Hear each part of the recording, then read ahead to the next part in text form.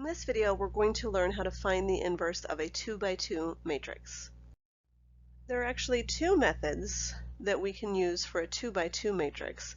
The first method I'm going to show you actually works for a 3 by 3 matrix as well, and there's another method for a 3 by 3 matrix, but in this class we're focusing on the 2 by 2 matrix. And essentially what we're going to do is we're going to write our matrix in the form whatever our initial matrix is. Say my initial matrix was 1, 2, 3, 4. Well, then I'm going to write 1, 2, 3, 4, and then the identity matrix 1, 0, 0, 1. I'm going to do row operations, which we talked about when we learned about Gaussian and Gauss-Jordan elimination, until I can make it so this side of my matrix is the identity matrix. So if I had 1, 0, 0, 1 on the left, and then whatever four values on the right, the values on the right, matrix B, will be the inverse. So let's take a look at what that might look like. So again, how would I get this started? I'm going to start simply by writing my A matrix and then 1, 0, 0, 1. And just be prepared to deal with a lot of fractions because it's going to happen.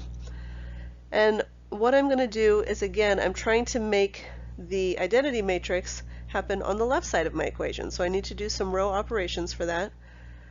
So I'm going to look at how, just like I did with Gaussian and Gauss-Jordan, I'm going to start by trying to turn that guy into a 1.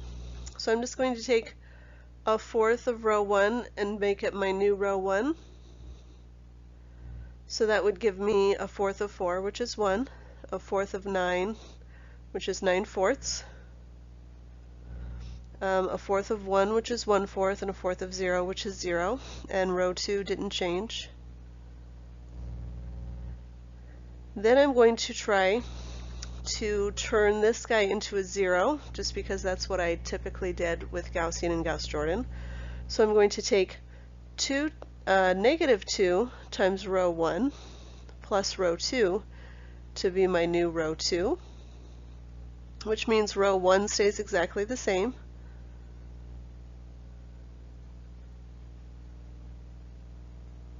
And row 2 is going to be negative 2 times 1 plus 2, which is 0.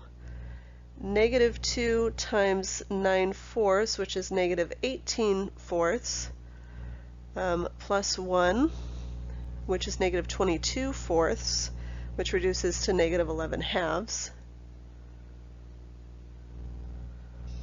Negative 2 times a fourth would be negative 2/4 plus 0, so negative 1/2. And then negative 2 times 0 plus 1 is 1.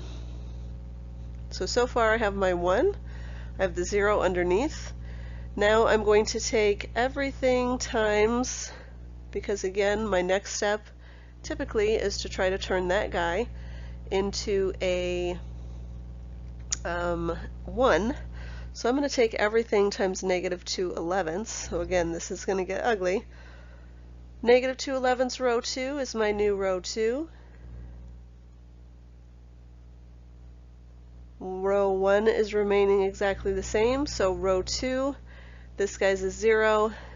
Negative 2/11 times negative 11/2 is 1. That's what I wanted. Negative 1/2 times negative 2/11 is positive 1/11.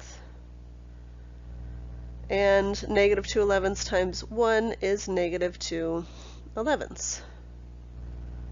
So fun with fractions, right? Last one is I need this guy to be a 0. So I'm going to take this guy, row 2, times negative 9/4.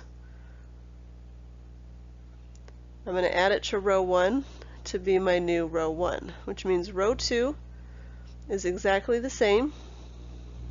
0, 1, 1/11, negative 2/11.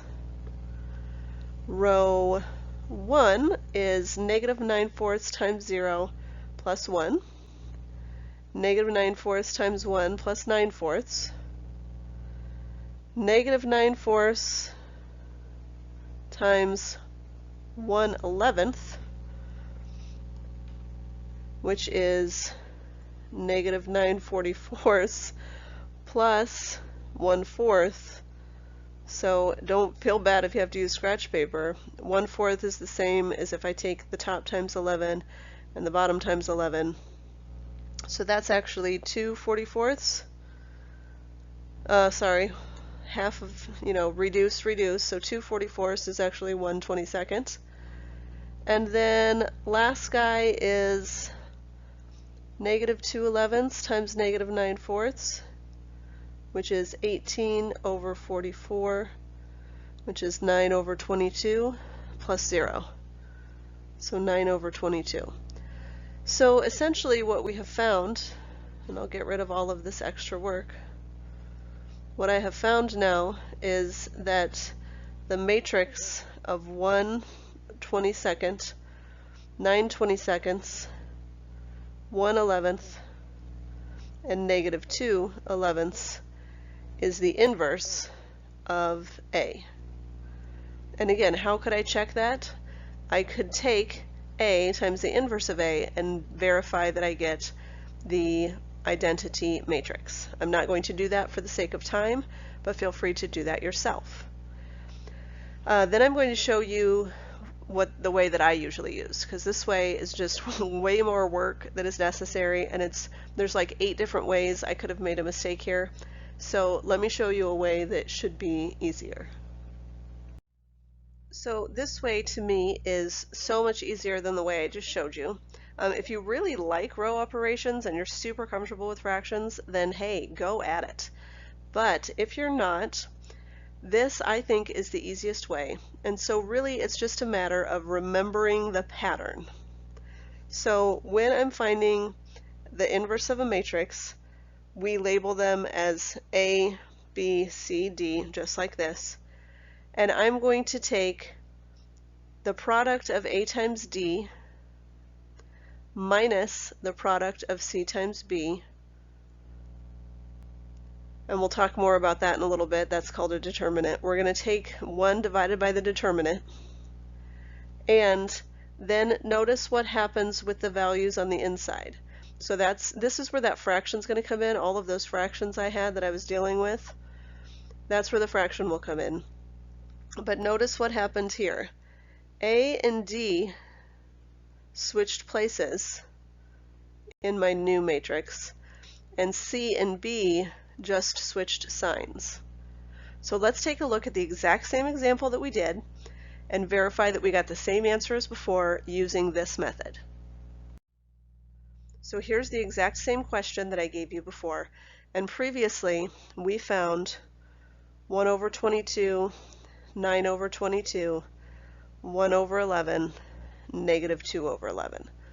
So fingers crossed, when we do this, we're going to end up with the same thing yet again. So again, this is like A and B and C and D, and in order to find the inverse of this matrix, I'm going to take 1 over, and then I'm going to take 4 times negative 1 minus 2 times 9, and then inside the matrix, the first diagonal will switch places, and the second diagonal will just switch signs. So negative 9, negative 2. Now let's take a look. The fraction should be 4 times negative 1, which is negative 4, minus 2 times 9, so that's negative 4 minus 18, that's negative 22. So I have negative 1/22 times negative 1, negative 9, negative 2, positive 4. Now let's distribute the negative 1, so this is scalar multiplication now. Negative 1/22 times negative 1 is positive 1/22. Negative 1/22 times negative 9 is positive 9/22. Negative 1/22 times negative 2 is positive 2/22, which reduces to 1/11. And then negative 1 over 22 times 4 is negative 4 over 22, which reduces to negative 2/11. Notice, exact same answer, way less room for error on this one. So here's one for you to try. Try to find the inverse. Again, use whichever method that you want. Obviously, you know I'm going to use the little formula that I just showed you. Once you're done, press play to see how you did. So I'm going to start by basically setting this up. 1 over negative 4 times negative 2 is positive 8. 3 times 0 is 0. I'm going to switch places for the first diagonal and switch signs for the second diagonal. So essentially I'm taking 1/8 of negative 2, 0, negative 3, negative 4, and that gives me negative 2/8, which is negative 1/4 reduced, 0 times 1/8, which is 0, negative 3/8, and negative 4/8, which is negative 1/2. That 8 got a little crazy. So here is the inverse. Again, I can always check this by multiplying it by my original matrix, and when I do that, I should get the identity matrix 1, 0, 0, 1.